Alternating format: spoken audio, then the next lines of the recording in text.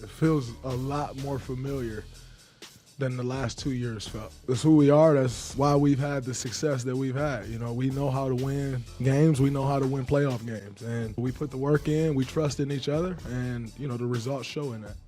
Told you! I told you all! The Golden State Warriors were a problem. I told you they were the favorites to come out of the West from the start of the season. I told you that even before Klay Thompson came back, because I knew he was coming back. Told you that before Jordan Poole emerged as another assassin in that lineup. And you better believe the Denver Nuggets can tell you how good this Warriors team is, okay? Because the Nuggets just got tossed out like yesterday's trash. Well, not exactly. They did put up a good, respectable fight. Showed some pride. And I'll tell you what, this clip isn't even accurate because the Warriors don't rattle it in when they're tossing out the trash. They're pure. Nothing but net, y'all. Nothing but net. Even the reigning MVP, Nikola Jokic, couldn't make it a series. He played well, stepped up, averaging 31 in the series, but even he was no match for this Warriors team.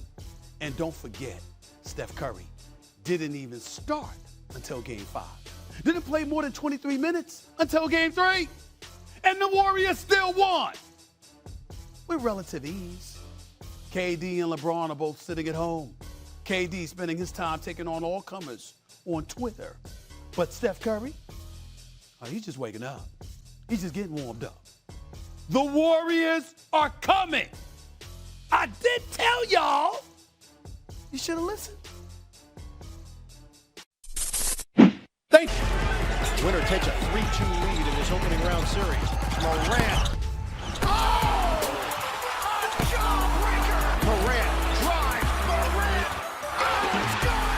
Ja Morant with the bucket. And Morant is the hero.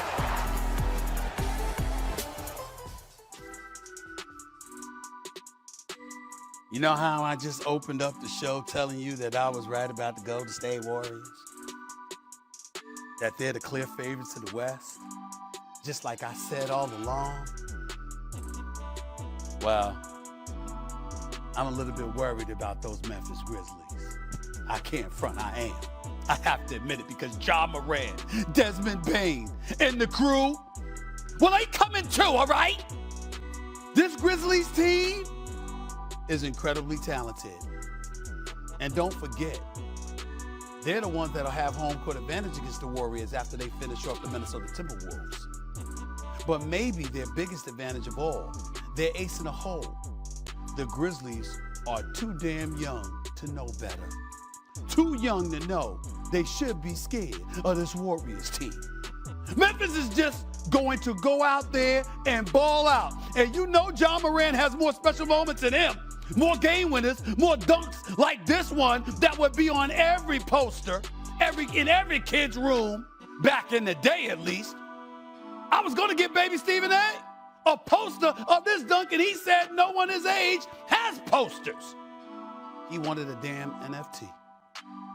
I'm telling you, these Grizzlies are scary. I still believe in my Warriors. Please don't get me wrong. I ain't backing down from that. But I can't front. The Grizzlies got me tossing and turning at night sometimes. Because I don't see how anybody can sleep on the Memphis Grizzlies. I'm here to tell you. Do you believe the Warriors can win the title this season? And remember, we talked a lot about them in October, November, even December, and then Steph Curry got hurt. Yeah. And then you had, obviously, the Phoenix Suns doing what they were doing. Yeah, we didn't know about Klay. I don't think they will. I think the road is going to be difficult, and I get it. Steph Curry, Klay Thompson, and Draymond Green, all that experience. But Klay still, to me, is not all the way back. I think it's still going to take until next season. I'm not going to give up on the Phoenix Suns. I think with Devin Booker, that hamstring injury maybe keeps them out of this series. I think they'll get past New Orleans. But the one thing about the Phoenix Suns and what they've done this year about taking the regular season seriously, and they got so close to the finish line last year, Molly, and Chris Paul, he wants to end his career. Not that he's going to end this year, but he wants to have a championship on that resume. I think the motivation is there. I think the experience is there. And their role players, guys like Mikal Bridges, DeAndre Ayton, I think they're ready for this moment. By the way, Mikal Bridges, and you'll like this, Steve, because I know we complain about players not playing. He led the league in total minutes. Do you know if this was the year 2003, he would have been 36th? in total minutes. This year, he's first. There's just something about My this Phoenix goodness. Suns team. Yeah. I just don't think Golden State is going to get it all together. I think the road is too difficult. Again, all the respect in the world for that group, I don't think they do it this year. Okay. Well, to piggyback off of what you said, I mean, as it pertains to people being available and showing up to work, there's only 5 players in the NBA that haven't missed a game this year. Yep. 5 out of 450 plus. Amazing. That is the lowest in NBA history. That's a damn travesty, and that's something that the NBA will address. You and I both know if collective bargaining negotiations are going to be very, very interesting with some of the stuff that some of these players, not most, not all, but some of these players have tried to get away with. NBA ain't having it, and damn it, I don't blame them. Now, having said all of that, you're talking about the Phoenix Suns and how they're worthy and warranted, and it's warranted that they're the favorites. I don't disagree with that. I think they are the favorites. I think from start to finish, when you consider the level of consistency that they've put on display, they, without question, have been the best team in basketball. I've seen the best team in basketball get knocked off before, and so have you. And I think this is a year it's going to happen. I ain't betting against these Golden State Warriors, bro. And ain't there's no shade.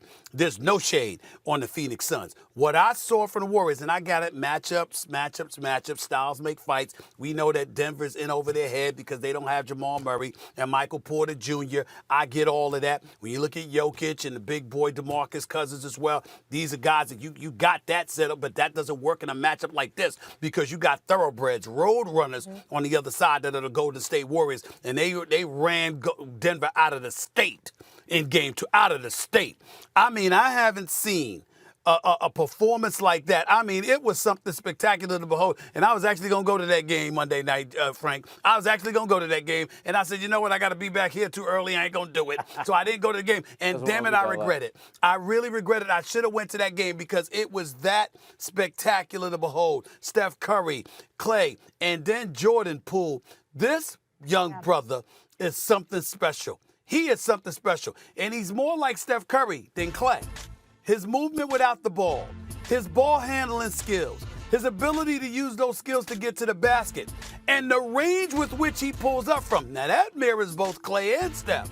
But Clay don't handle the ball like that, okay? And so when I look at it from that perspective, I just say, I got a nickname for them, Frank Isola. It's Lethal Weapon 3. Remember, I ain't talking about the movie with Danny Glover and Mel Gibson Jr. Get out of here. I'm not talking about the movie. You're reaching. Hold on. I'm not talking about the movie. I'm talking about Georgia Tech, Kenny Anderson, Dennis Scott, Brian Oliver. You remember that back in the day. It was something special. And I'm looking at Poole, Steph, and Clay, and that's my nickname for them, Lethal Weapon hang on a second. 3. Hang on. You must be going a little soft out on the West Coast.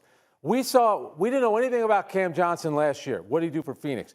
Mikal Bridges, think about the way that he played. Same thing with DeAndre. And how about Cam Payne coming off the bench? So the players that we had question marks about last year for Phoenix, they delivered. Be honest now, Steve. Andrew Wiggins, Jordan Poole. Jordan Poole has been great, no question about it. How's he going to do in a big road game against a team like Phoenix? We don't know that. You're just assuming that, and it's not. If his agent already called, and thank you for putting him in the same category as Klay Thompson and Steph Curry, but we don't know that. No. Hold on, wait a minute. I'm talking about this young talent. First of all, he's averaging 29. I just want to throw that out there. He's averaging 29 and a half in the first 2 games, in his first 2 playoff games. It's not like it's not, I'm just saying he had 30 and 29. That's number 1, right? Number 2.